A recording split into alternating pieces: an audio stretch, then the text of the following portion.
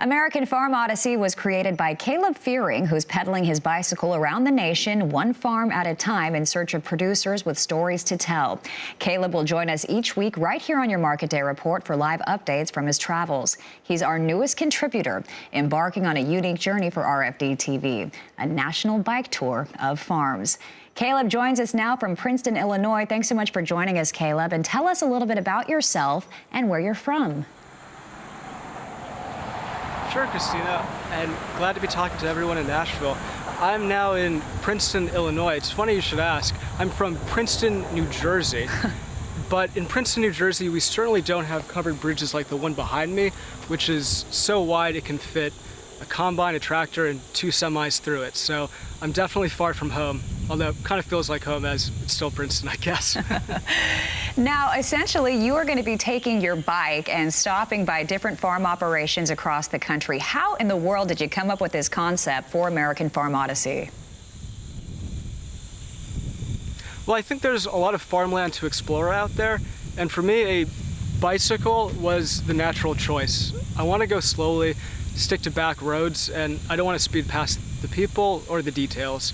And on a bicycle, I'm forced to stick to those back roads and kind of be out there in the open to meet people just on the sides of the street. It's a great way just to come into a town and kind of be welcomed, I would say. I've had a lot of success with it so far. I've met a lot of friendly people on it. I'm sure you've heard a lot of amazing stories as well, which is what we're really interested in. Let's hear about your story. Tell us about your role in agriculture and what sparked your passion to be an ag reporter. Sure. So prior to this, I worked for International Farming Corporation. It was a $1 billion+ agribusiness that owned farms all around the world. And I got to see a lot of different crops in a lot of different places under a lot of different growing techniques. But I didn't really get to see the human side of agriculture. I'd heard those stories, but I wasn't able to delve deep into them. And this is my way of getting closer to the dirt, having worked on the more corporate side of agribusiness. All right. Well, we want to help you out a little bit, Caleb. Let's find out where you're headed next and how farmers, our viewers out there and listeners on Rural Radio, can get you to visit their farm. Sure.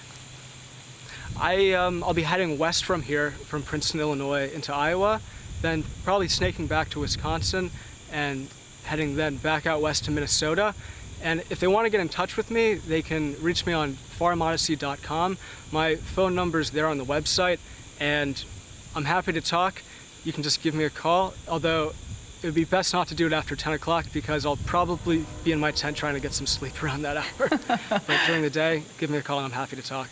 All right. Well, we really look forward to following your progress. Caleb Feiring with the American Farm Odyssey, thanks so much for joining us. And stay with us. Much more to come right here on your Market Day Report. Well, America is home to hundreds of crops, including a few you may not be used to seeing on the side of the road. Now, one of these mystery crops sparked the interest of our newest partner, who we met in our last half hour, Caleb Feiring. He explains in this week's American Farm Odyssey. My journey's off to an exciting start. While biking along country roads in West Point, Indiana, I saw something that I had never seen before. Across the street from a field of corn stood thousands of feet of what appeared to be telephone poles, from whose wires hung a curious crop. I stopped to meet their owner. My name is Jesse Andrew. I'm a hop farmer. Jesse walked me through his hop yard and helped me understand just what we were looking at. They grow vertically, and then once they're done growing vertically, once they get to the top of whatever they're growing up, they start growing laterally, and they put out side arms. And the side arms are where all the cones grow. They're a large plant. There's a lot of surface area there. There's a lot of places for things to go wrong. Scouting is crucial. I can't tell you how many hours I've just spent out here walking, and forget that I'm even scouting, and just kind of looking around and finding interesting bugs and you know, trying to figure out why these weeds are growing and why these aren't. That's how you catch things before they hit a threshold, before they actually affect your yield. Typically, we look to get a pound per plant of dried hops. We go out and we cut them down, take them to the harvester, feed them through, and basically it just strips all the vines, strips all the cones off, separates them from the leaves and the stems. Then we take them, put them in the dryer, dry them down to about 8% moisture. You know, anything higher than that, you risk mold developing. Once they are dried down to around 8%, we take them out, let them cool condition, and then we put them in the hammer mill, which is enclosed weed whacker on steroids that grinds everything up into a little bit bigger than a powder. And then we put it through a pellet mill, which punches it down into pellets, which look like fish food. And what that does is it minimizes the storing space, and it also helps preserve, it blocks out the air. You know that there's gonna be a brewer that's real happy with the product that we're producing.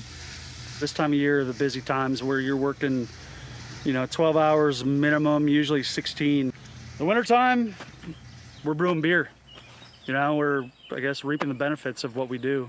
I'm trying to build this from the ground up so that we can get more life put back into the family farm, because it's kind of slowed down over the last, 20 years or so. And then hopefully this will be something that my kids want to get into. When they're out here, they like running around a little bit, but they're kids.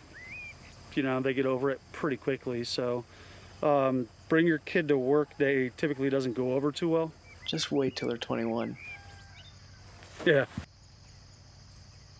An incredible crop grown by incredible farmers. Thanks for joining us today at Pines Farm Hops. I hope you've enjoyed exploring the hop yard as much as I have. For RFD-TV, I'm Caleb Feiring, and this is American Farm Odyssey. See you in the fields ahead. His passion